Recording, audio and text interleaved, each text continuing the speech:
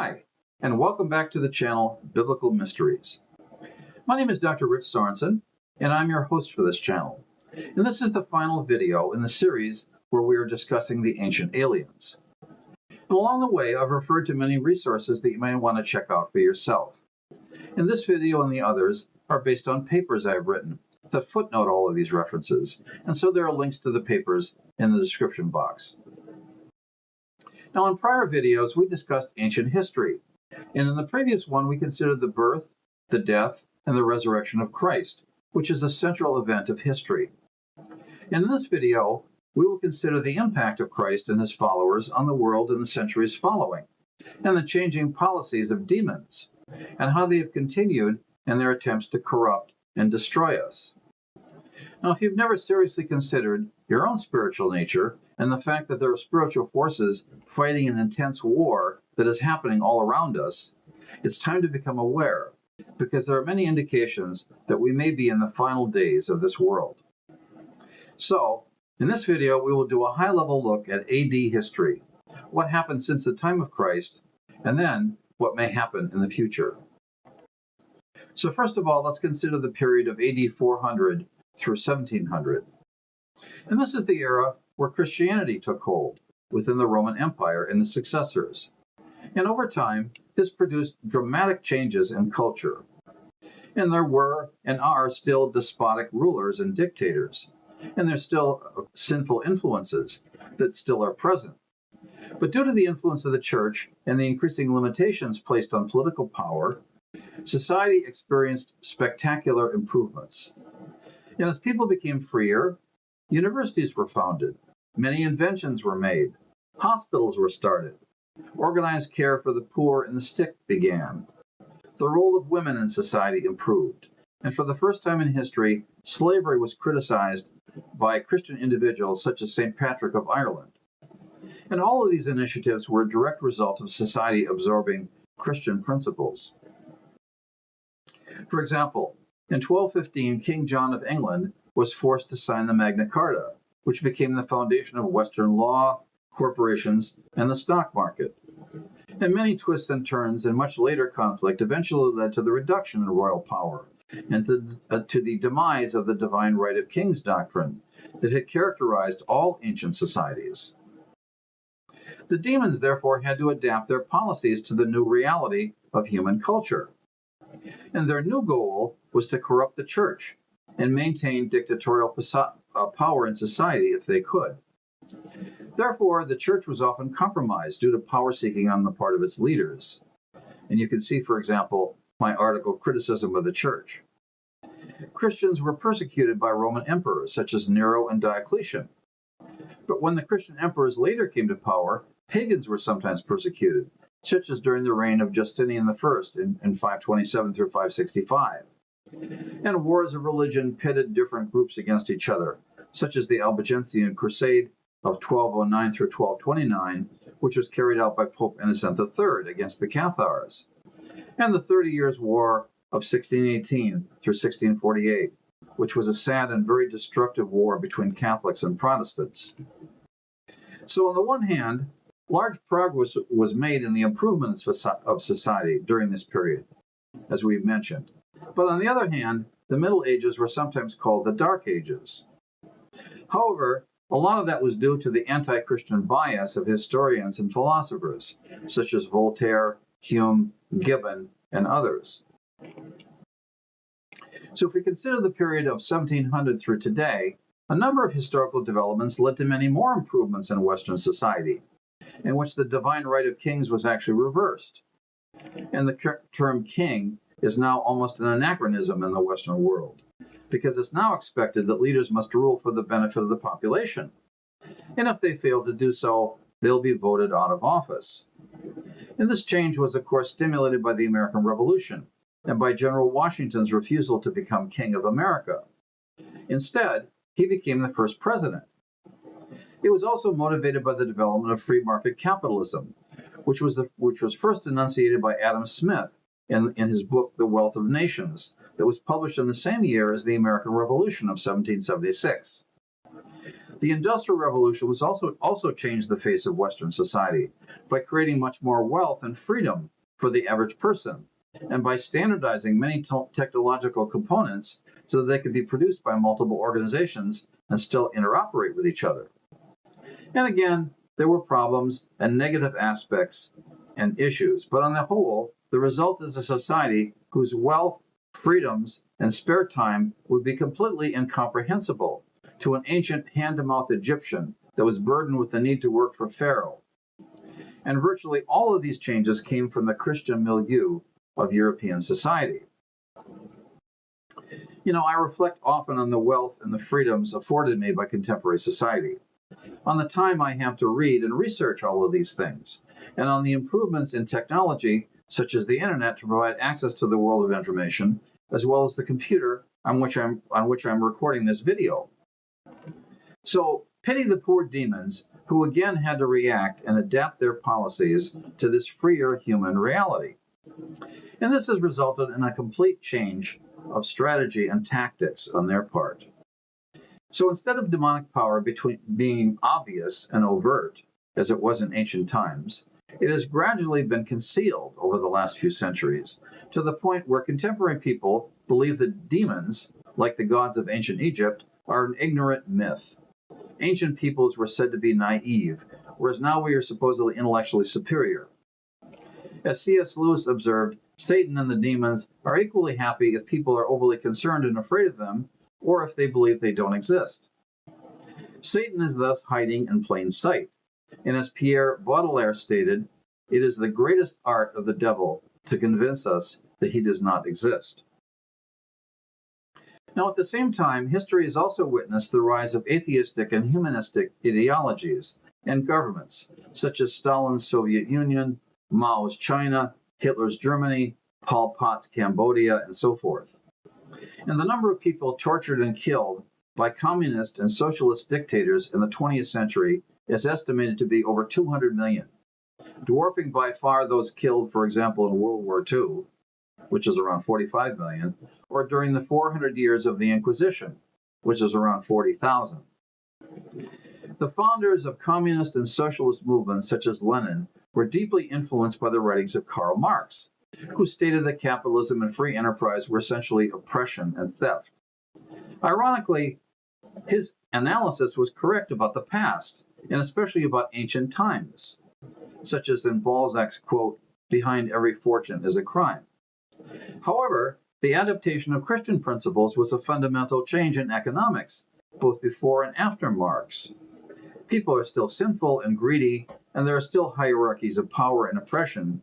But in order to be successful in today's world, both individuals and companies have to produce products or services that others want and are willing to pay for. Therefore, the path to wealth in Western society requires serving the needs of others, rather than taking from them. And this is a core principle in Christianity, which leftists have not fully appreciated. So they still seek to move society towards socialism and failure. And despite the Bible's teaching on caring for the poor, the economic systems promoted in the Bible is capitalism, which is the means by which the poor should be cared for. Now, human nature hasn't changed, and despite our scientific secularism, people still have the impulse to worship God, or whatever they think of as God. And today, the most popular religion in the West is probably humanism, mixed with a few syncretistic doses of Christianity, where the self is all important. And the most popular contemporary philosophy is postmodernism, where all of the grand narratives of history, such as Christianity, are rejected, and truth is considered to be relative and self-defined. In effect, the worship of Akhenaten, described above, has been democratized, where everyone can be their own pharaoh and do whatever they wish. And in the words of the Satanist Aleister Crowley, "Do what thou wilt." So the temptation of Satan to Eve in the Garden of Eden is now provided to everyone. Now, freedom within boundaries is the foundation of liberty, but the effect of indiscriminate freedom, social justice, and self-defined morality in Western society has been pathological, and this is the reality of current Western societies. So let's consider the future. To the extent that Christianity has declined, and the Western world has become post-Christian, all forms of spiritism have increased. Now, none of this spiritism is new, and all of it is based on ancient foundations, such as spirit guides, magic, seances, wizards, witches, crystals, and so on.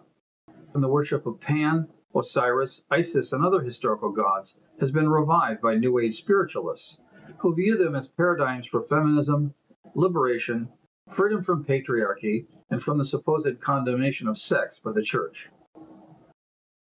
Furthermore, the New Age gods of today have been tamed from what they were like in ancient times, in order to not overly offend modern sensibilities.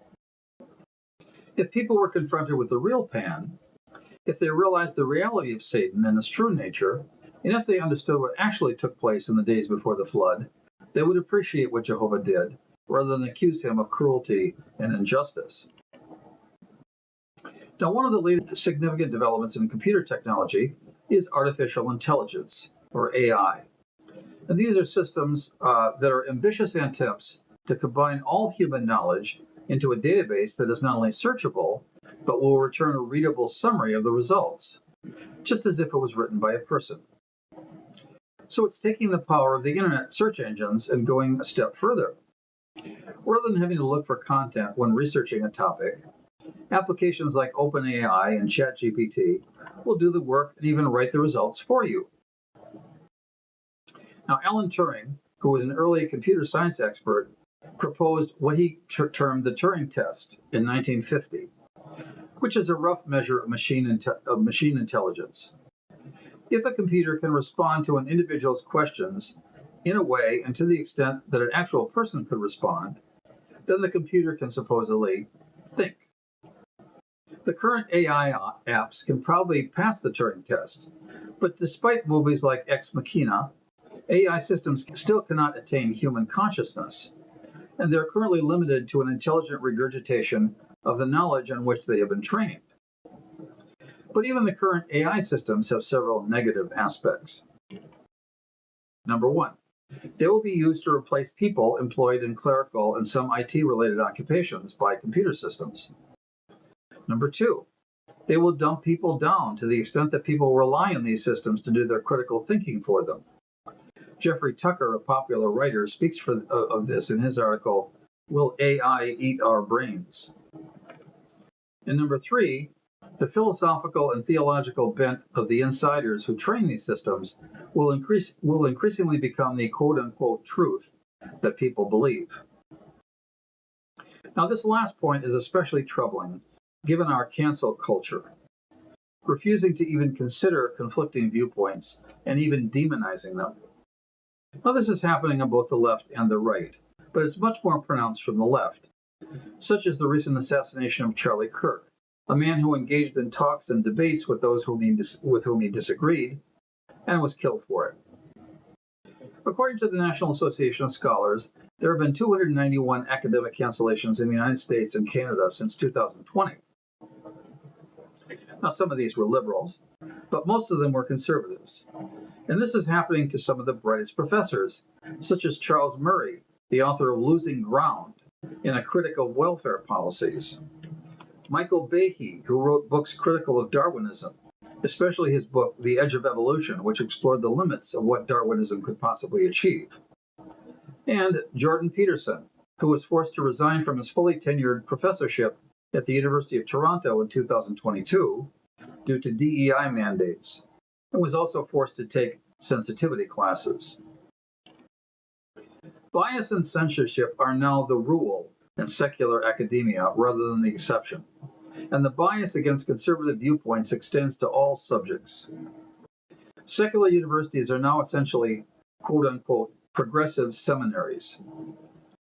Eric Kaufman, a professor of politics in the UK, has studied cancel culture and determined that academic freedom is in serious trouble in the form of threats to scholars of being fired, shunned, and discriminated against in a variety of ways, especially those who are younger.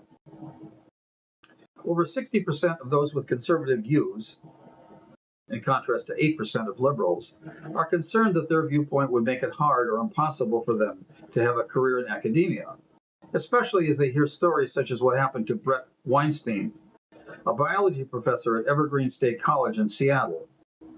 He was forced to resign after he objected to a proposal that white students should leave campus for a day to highlight how they have supposedly participated in the oppression of minorities. On the other hand, leftist professors can spew extreme venom, often with no consequences whatsoever. For example, Georgetown professor Carol Christine Fair tweeted that, quote, entitled white men should have their corpses castrated and then be fed to pigs. She remains a professor at the university. Susan Stryker, a male-to-female transgender professor at the University of Arizona, wrote in his essay, Performing Transgender Rage, that transgenderism represents a war against Western society. He states, quote, I am a transsexual, and therefore I am a monster, and I intend to direct my rage and revenge against the naturalized heterosexual order, against traditional family values, and against the hegemonic oppression of nature itself. Now, all of this is the modern equivalent of the Inquisition, desiring to burn heretics at the stake in whatever ways that are possible in contemporary society. And given this extreme bias, the content of the AI systems maintained by corporate giants will likely be twisted. Another issue is the current research and development in genetics and bioengineering. And ironically, after years of eating food based on genetically altered grains that were supposedly better and healthier for us, we now understand that GMO foods are actually bad for us in many ways. The American Academy of Environmental Medicine, the AAEM, urges doctors to prescribe non-GMO diets for all patients. They cite animal studies showing organ damage, gastrointestinal and immune system disorders, accelerated aging, and infertility. Human studies show how genetically modified or GM food can leave material behind inside us, possibly causing long-term problems. Genes inserted into GM soy, for example, can transfer into the DNA of bacteria living inside us. That toxic residue produced by GM corn was found in the blood of pregnant women and their unborn fetuses. Numerous health problems increased after GMOs were introduced in 1996. The percentage of Americans with 3 or more chronic illnesses jumped from 7% to 13% in just 9 years. Food allergies skyrocketed, and disorders such as autism, reproductive disorders, digestive problems, and others are on the rise. Although there is not sufficient research to confirm that GMOs are a contributing factor, doctor groups such as the AAEM tell us not to wait before we start protecting ourselves, and especially our children, who are most at risk. Now, Michael Crichton, the author of the very popular book and movie series Jurassic Park, has long warned us about genetic tampering. Crichton's theme is not the usual sci-fi disaster trope about the human race misusing scientific advances for war or for other evil ends. His point is that both highly complex technological systems and the biological world are inherently uncontrollable, and they tend toward chaotic breakdown, regardless of our attempts to keep them under control. Crichton drives this point home in a number of ways. Many chapters in Jurassic Park are titled Control, as a way to make his theme explicit. The people sitting in the control centers on the dinosaur island have only an illusion of control, which disappears when the computer fails or when unexpected things happen. On top of everything else, human error, irresponsibility, dishonesty, and greed exacerbate the calamity. For example, in an attempt to steal dinosaur embryos to sell them to a business rival, one character accidentally sets off a series of fatal mishaps and system breakdowns. And continuing in that vein, Crichton makes the astonishing prediction. Sometime in the 21st century, our self-deluded recklessness will collide with our growing technological power.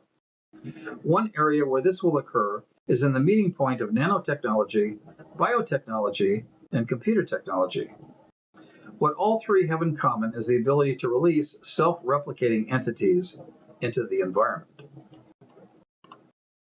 Now, this warning was fulfilled in the COVID pandemic, which was created by the escape of the coronavirus from a gain-of-function research lab, and the subsequent introduction of mRNA-based vaccines to fight it, in which fragments of DNA and/or RNA could potentially infect people with genetic diseases.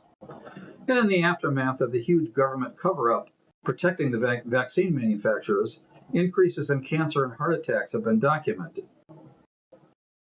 Now, even more troubling is transhumanism. And that's the much more serious step of genetically altering people in an attempt to create super soldiers, to eliminate disease, and provide superhuman capacities of size, strength, perception, night vision, and so forth.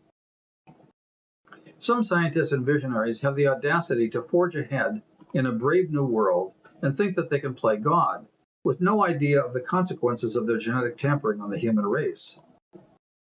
They consider people to be hackable animals, quote unquote, who can and should have their genetics and brain functioning altered for their own betterment. Would that include political opponents? Especially sobering is the thought of genetically altered people reproducing and having children.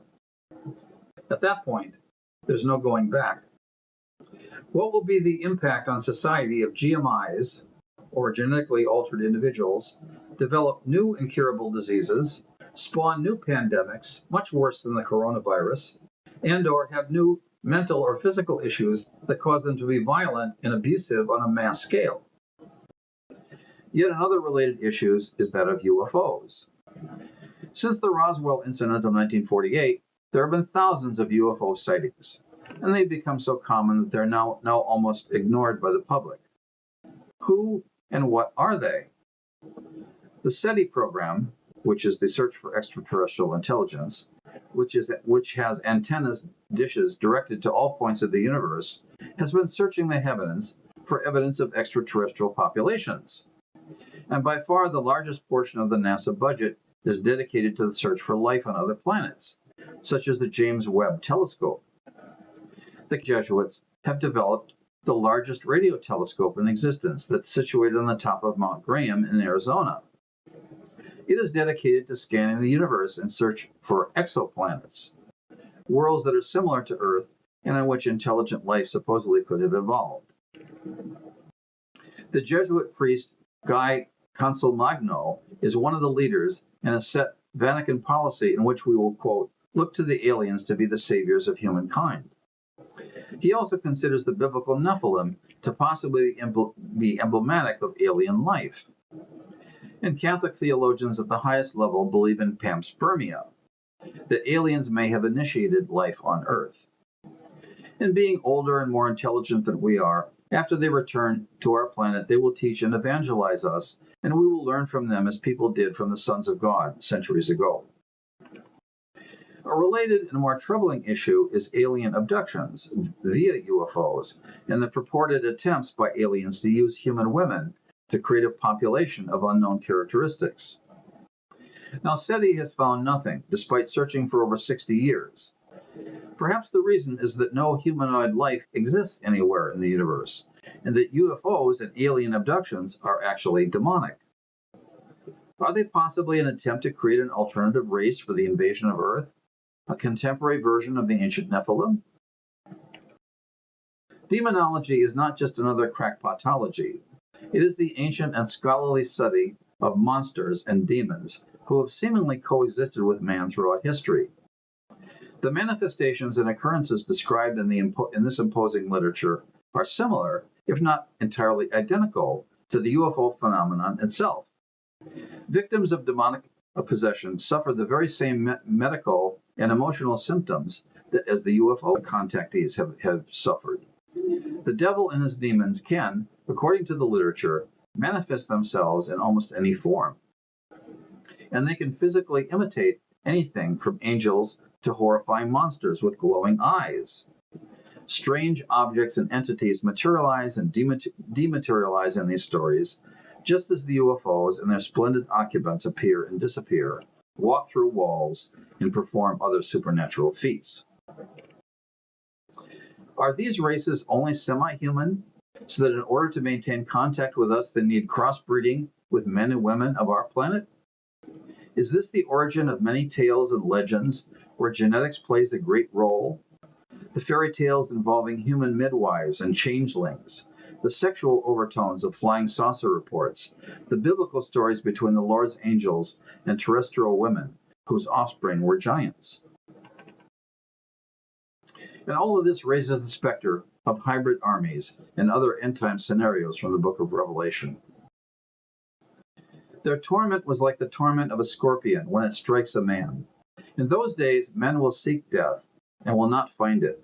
They will desire to die, and death will flee from them. The shape of the locusts was like horses prepared for battle. On their heads were crowns of something like gold, and their faces were like the faces of men. They had hair like women's hair, and their teeth were like lions' teeth, and they had breastplates like the breastplates of iron, and the sound of their wings was like the sound of chariots, with many horses running into battle.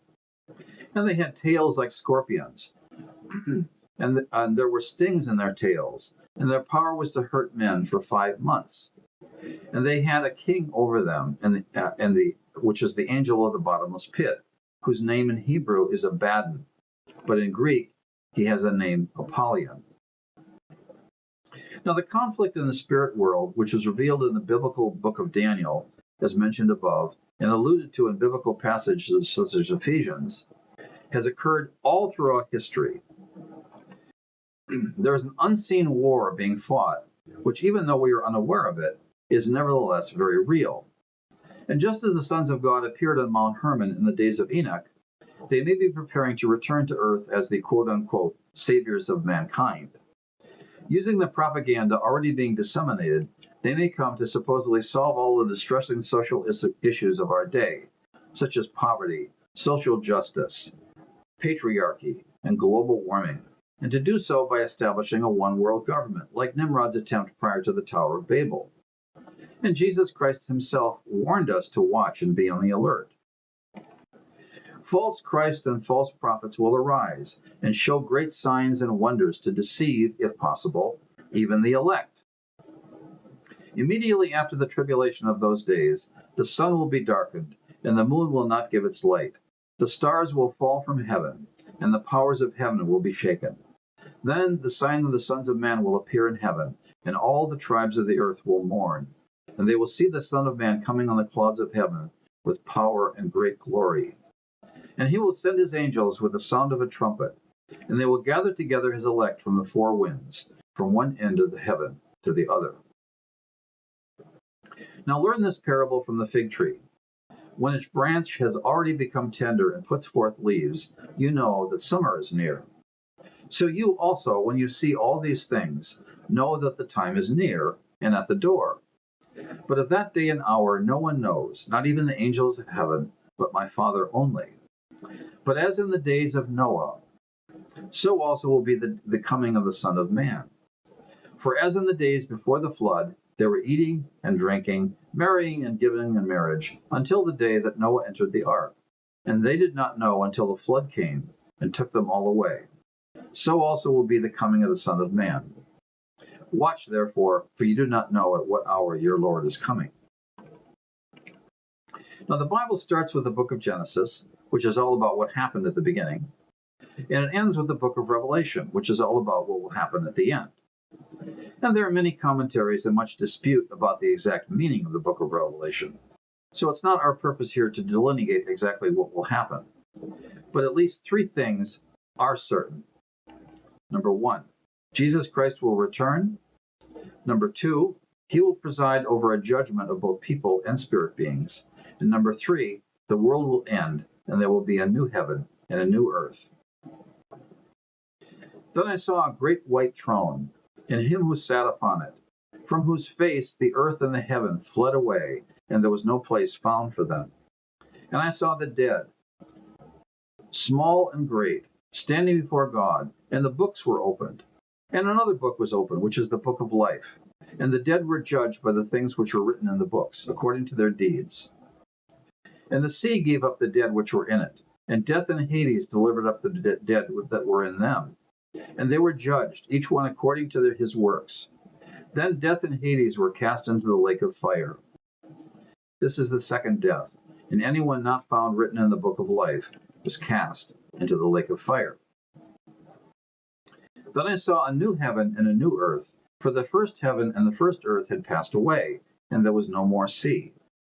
I, John, saw the holy city, the new Jerusalem, coming down out of heaven from God, prepared as a bride adorned for her husband.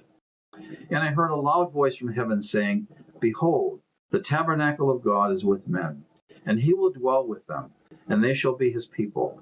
God himself will be with them, and will be their God. And God will wipe away every tear from their eyes, and there shall be no more death, nor sorrow, nor crying. There shall be no more pain, for these former things have passed away. Then he who sat upon the throne said, Behold, I make all things new. And he said to me, Write, for these words are faithful and true. And behold, I'm coming quickly, and my reward is with me to give everyone according to his works. I am the Alpha and the Omega, the beginning and the end, the first and the last. I, Jesus, has sent my angel to testify to you of these things in the churches. I am the root and the offspring of David, the bright and the morning star. And the Spirit and the bride say, Come. And let him who hears say, Come. And let him who thirsts come. Whoever desires, let him take the water of life freely and without cost. Now, most people are not interested in history. There's too much detail. And they're often not interested in science either, which seems to be too cold and analytical. But virtually all of us are interested in love. And in the dark days that lie ahead, we will need the love of Christ. The Bible tells us that anyone who does not love does not know God, because God is love. And we love because he first loved us. The great theologian Karl Barth was once asked, What is the profoundest truth that you've ever encountered in your studies? His answer, Jesus loves me, this I know, for the Bible tells me so. But people do not automatically accept the love of God and become his children, because coming to Christ is a personal choice, and many will turn away. In his parable on the sower from Matthew chapter 13, Jesus tells us that people will have 4 different reactions to the quote-unquote seed of the gospel. Some seed will fall on a hardened path, those who reject Jesus out of hand. Some will fall on rocky soil, those who are initially interested but quickly fall away. Some will fall on thorns, those who accept but eventually fall away because of materialism and the cares of this world. And finally, the good soil, those who believe and persevere to the end. So regardless of the crisis around us, for those who do believe and persevere, there is the peace and the love of God through Jesus Christ. His love has no limit, his grace has no measure, his power has no boundary known unto men. For out of his infinite riches in Jesus, he giveth and giveth and giveth again. No one ever cared for me like Jesus. There is no other friend so kind as he. No one else could take the sin and darkness from me. Oh, how much he cared for me.